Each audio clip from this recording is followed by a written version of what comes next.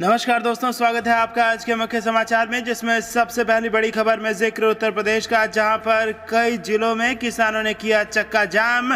शनिवार रविवार को भी जारी रहेगा किसानों का प्रदर्शन और दिल्ली चलो के नारों के साथ इस वक्त किसान दिल्ली की धरती पर। इसी के साथ दूसरी बड़ी खबर में आपको बताएंगे कि किसानों की इस आंदोलन को राहुल गांधी का समर्थन, केंद्र को वापस लेना होगा काला कानून। और तीसरी बड़ी खबर में जिक्र होगा कि शिवसेना, कांग्रेस और एनसीपी साथ मिलकर लड़ेगी सभी चुनाव।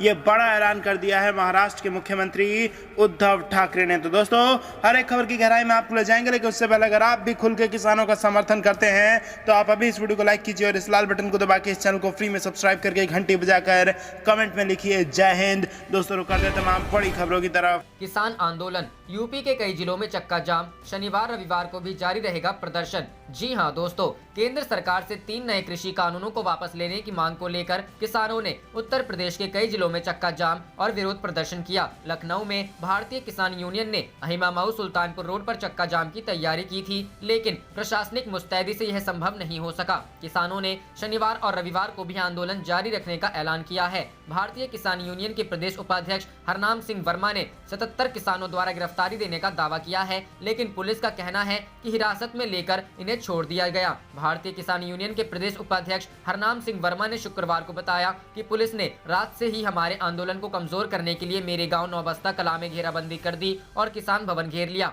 उन्होंने बताया कि शुक्रवार को सुबह किसान तय कार्यक्रम के अनुसार अहिमामाऊ सुल्तानपुर मार्ग पर जाम करने के लिए निकले। लेवा रोड पर ही हमें पुलिस ने रोक लिया और सभी को इको गार्डन ले जाया गया। प्रदेश उपाध्यक्ष ने कुल 77 किसानों द्वारा गिरफ्तारी देने का दावा करते हुए कहा कि हमारा आंदोलन रुकने वाला नहीं है। उन्होंने कहा कि रविवार को ट्रैक्टर टाली से सैकड़ों किसान दिल्ली में धरना देने जाएंगे। उन्होंने कहा कि किसान तो न्यूनतम समर्थन मूल्य को लेकर कानून चाहते हैं, लेकिन सरकार किसान विरोधी कानून थोप रही है। रुख करते हैं अगली खबर की तरफ। फार्मर प्रोटेस्ट को राहुल गांधी का समर्थन, केंद्र को वापस लेने होंगे काले कानून। जी हां दोस्तों, केंद्र सरकार के 3 किसान कानून के खिलाफ सड़कों पर उतरे किसानों का काफिला राष्ट्रीय राजधानी दिल्ली पहुंच चुका है। इस बीच कांग्रेस के पूर्व अध्यक्ष राहुल गांधी भी किसानों के समर्थन में उतर आए हैं। राहुल गांधी ने ट्वीट कर कहा कि सरकार को किसानों की मांग माननी होगी और किसान विरोधी काले कानून वापस लेने होंगे। आपको बता दें कि उत्तर प्रदेश, हरियाणा और पंजाब के किसान संगठन कृषि कानून 2020 के खिलाफ प्रदर्शन कर रहे हैं। राहुल गांधी ने ट्वीट करते हुए लिखा है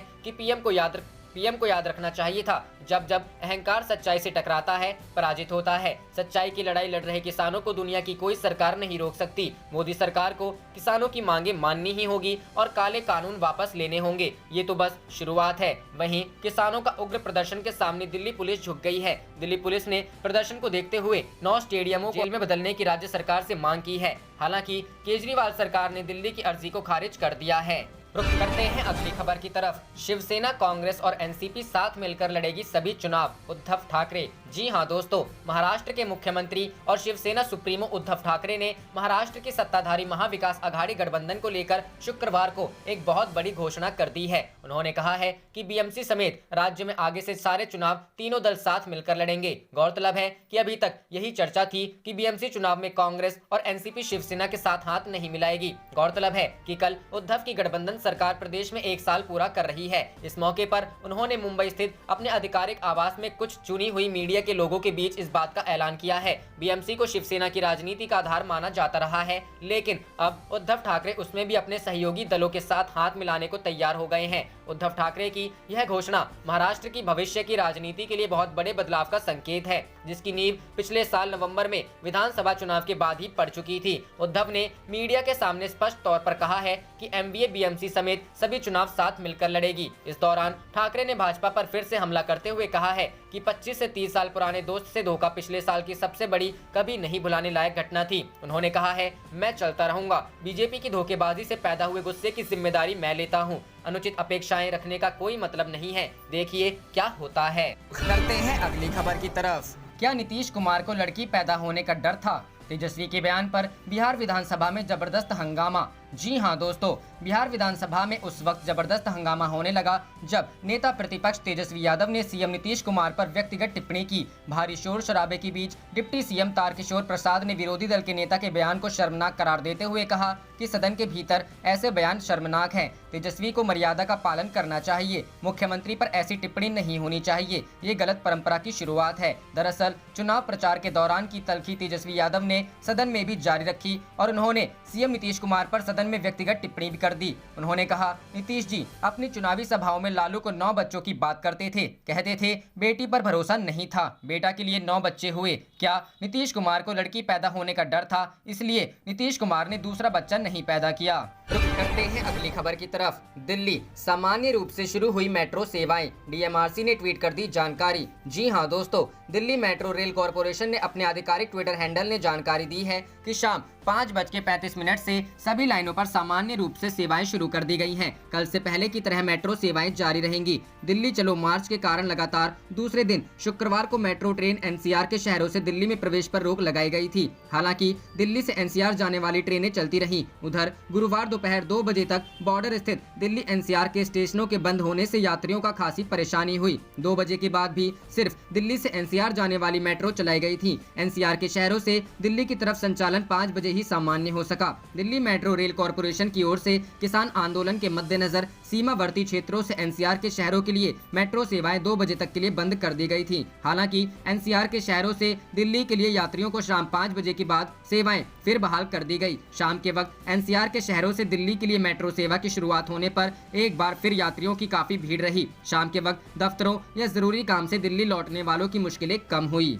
रुख करते हैं अगली खबर की तरफ। कोरोना खत्म, फाइजर के पूर्व उपाध्यक्ष का दावा, अब वैक्सीन की जरूरत नहीं। जी हां दोस्तों, अमेरिकी कंपनी फाइजर फार्मास्यूटिकल ने जहां अपनी कोरोना वैक्सीन की दवा के वायरस पर असरदार होने का दावा किया है, तो वहीं कंपनी के पूर्व उपाध्यक्ष और मुख्य वैज्ञानिक ने दावा किया है कि महामारी प्रभावी ढंग से खत्म हो गई है। उन्होंने कोविड-19 के लिए किसी भी तरह के वैक्सीन के इस्तेमाल को सिरे से खारिज कर दिया है। हाल ही में डॉक्टर माइकल येडोन ने अपने एक लेख में बताया कि महामारी को खत्म करने के लिए वैक्सीन की बिल्कुल जरूरत नहीं है। बता दें कि डॉक्टर माइकल ने 30 सालों से ज्यादा समय तक नई दवाइयों पर शोध किया है। उन्होंने लेख में आगे लिखा कि मैंने कभी वैक्सीन को लेकर इस तरह की तुच्छ बातें नहीं सुनी है। उन्होंने कहा कि आप उन लोगों को वैक्सीन नहीं दे सकते जिन पर बीमारी का कोई खतरा नहीं है। वहीं आपने उस योजना के बारे में भी विस्तार से नहीं बताया है जिसके तहत आप लाखों स्वस्थ और फिट लोगों पर ऐसी वैक्सीन को लगाएंगे जिसका मानव पर बड़े पैमाने पर परीक्षण नहीं किया गया है। ब्रिटेन के scientific adviser group of emergency की नीतियों की व्यापक आलोचना के बाद यह टिप्पणी की गई है। येडोन ने अपने लेख में 2 मूलभूत त्रुटियों को उजागर किया है जो scientific adviser group of emergency ने अपने पूर्व निर्धारणों में की है। रुक करते हैं अगली खबर की तरफ। 27 को यूपी के हाईवे जाम करेगा भारतीय किसान यूनियन, ईस्टर्न पेरीफेरल से गुजरने वालों के लिए बढ़ेगी परेशानी। जी हां दोस्तों, केंद्र सरकार के नए कृषि कानून के विरोध में पंजाब, हरियाणा समेत कई राज्यों के किसानों ने गुरुवार को दिल्ली कूच किया। पंजाब हरियाणा बॉर्डर पर पुलिस और किसानों के बीच संघर्ष भी हुआ। दिल्ली से सटे यूपी और हरियाणा बॉर्डर पर पुलिस ने सख्ती दिखाई और सुरक्षा व्यवस्था सख्त रखी। दिल्ली से नोएडा आने वाली मेट्रो को भी बंद रखा गया। इस बीच भारतीय किसान यूनियन ने यूपी की तरफ से दिल्ली जाने वाले सभी राष्ट्रीय राजमार्गों को जाम करने का ऐलान किया है। शुक्रवार को सुबह 11 बजे से ईस्टर्न पेरीफेरल हाईवे जाम करने के लिए नोएडा के बीकेयू कार्यकर्ताओं ने पूरी रणनीति तैयार कर ली है। राकेश टिकैत ने कहा है कि केंद्रीय कृषि कानून के मसले पर वह पंजाब और हरियाणा के किसानों के साथ हैं। गौतम बुद्ध नगर जिलाध्यक्ष अनीत कसाना और मीडिया प्रभारी सुनील नागर ने बताया कि शुक्रवार को यूपी के हाईवे जाम किए जाएंगे। ईस्टर्न पेरीफेरल हाईवे पर वाहनों की आवाजाही पूरी तरह बंद की जाएगी। सिरसा गाँव के पास बीकेयू कार्यकर्ता ईस्टर्न पेरीफेरल हाईवे जाम करेंगे, जबकि दूसरी टीम हरियाणा की तरफ हाईवे जाम करेगी। ऐसे में हाईवे से गुजरने वाले कई राज्यों के लोगों को परेशानी का सामना करना पड़ सकता है। दरअसल यह हाईवे दिल्ली के ट्रैफिक को कम करने के लिए बनाया गया है। हरियाणा के कुंडली से यूपी होते हुए पलवल जाने वाले इस हाईवे का इस्तेमाल कई राज्यों के लोग करते हैं। रुख करते हैं अगली खबर की तरफ। सोने और चांदी की कीमत में आई मामूली गिरावट, इतना हुआ दाम। जी हां दोस्तों, आज राष्ट्रीय राजधानी में सोने और चांदी की कीमत में मामूली गिरावट आई। HDFC सिक्योरिटीज के अनुसार शुक्रवार को सोना 43 रुपए घटकर 48,142 रुपए प्रति 10 ग्राम पर आ गया, जबकि पिछले कारोबार में कीमती धातु 48,185 रुपए प्रति 10 ग्राम पर बंद हुआ था। चांदी की बात करें तो पिछले कारोबार के मुकाबले यह 36 रुपए सस्ती होकर 59,250 रुपए प्रति किलोग्राम रह गई। अंतर्राष्ट्रीय बाजार में सोना मामूली तेजी के साथ $1,810 प्रति औंस पर था और चांदी $23.29 प्रति औंस पर सपाट रही। इस संदर्भ में HDFC सिक्योरिटीज के वरिष्ठ विश्लेषक तपन पटेल ने कहा कि सोने की कीमत में कुछ रिकवरी आई है, क्योंकि निवेशक कोरोना वायरस महामारी की वैक्सीन की प्रगति पर सतर्कता बरत रहे हैं। रुख करते हैं अगली खबर की तरफ। किसानों की चेतावनी, चाहे बैरियर तोड़ना पड़े या पैदल जाना पड़े, दिल्ली जरूर जाएंगे। जी हां दोस्तों, गुरनाम सिंह चढ़ूनी ने कहा कि किसान जब करनाल पहुंचते तो हाईवे जाम करते तो बात समझ में आती, बिना किसी वजह लोगों को परेशान किया गया। कृषि कानूनों के खिलाफ पंजाब में पिछले 1.5 माह से किसानों का आंदोलन चल रहा था। अब किसान दिल्ली को इस आंदोलन का केंद्र बनाना चाह रहे हैं, तभी किसानों ने दिल्ली चलो आंदोलन का आह्वान किया। भाजपा प्रदेश अध्यक्ष गुरनाम सिंह चढ़ूनी की अगुवाई में रात्रि पड़ाव के बाद गुरुवार सुबह नोली खेड़ी से किसानों का बड़ा काफिला करनाल के लिए रवाना हुआ। इस मौके पर किसान नेता चढ़ूनी ने कहा कि चाहे बैरियर तोड़ना पड़े या फिर पैदल जाना पड़े, हालात चाहे जो भी हो, लेकिन किसान दिल्ली जरूर पहुंचेंगे। गुरनाम सिंह चढ़ूनी ने कहा कि किसान जब करनाल पहुंचते तो हाईवे जाम करते तो बात समझ में आती, बिना किसी वजह लोगों को परेशान किया गया। किसान अपनी लड़ाई के मोर्चे पर हैं। उन्होंने कहा कि पहली बात तो लड़ाई कोई भी हो, इसमें नुकसान ही होता है, लेकिन जब कोई रास्ता ना बचे तो जिंदा रहने के लिए लड़ना ही चाहिए। तब अर्जुन की तरह सिर्फ मछली की आंख ही दिखनी चाहिए। किसान पहल नहीं करेंगे। गिरफ्तारी के सवाल पर चढ़ूनी बोले कि सब कुछ परमात्मा के हाथों में है, वही बचाता है। गिरफ्तारी के प्रयास तो पुलिस कई दिनों से कर रही है। किसान नहाना खाना छोड़कर दिल्ली कूच कर रहे हैं। उन्होंने किसानों को हिदायत दी कि 20 किलोमीटर की रफ्तार से चलना है। किसानों को आक्रोशित नहीं होना है। अब अगली रणनीति अगले मोर्चे के हिसाब से तैयार की जाएगी।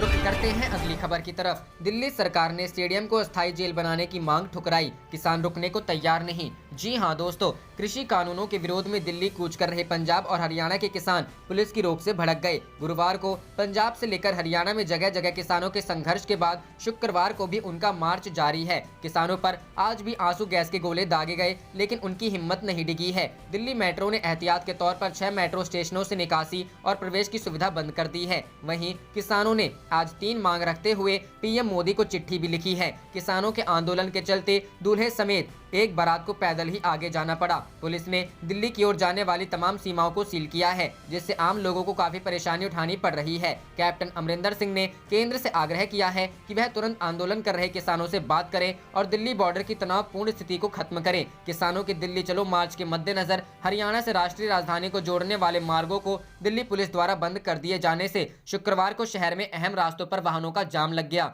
दिल्ली यातायात पुलिस ने बताया कि इस प्रदर्शन के चलते ढांसा और झाड़ौदा कला सीमाएं यातायात के लिए बंद कर दी गईं और यात्रियों को वैकल्पिक मार्ग लेने को कहा गया है। उसने ट्वीट किया, टीकरी बॉर्डर को स्थानीय पुलिस ने यातायात के लिए पूरी तरह बंद कर दिया है। हरियाणा की ओर जाने वाला यातायात भी बंद कर दिया गया है। सभी मोटर वाहनों को किसान संघर्ष समिति के प्रदर्शन के चलते इस मार्ग से परहेज करने को कहा गया है।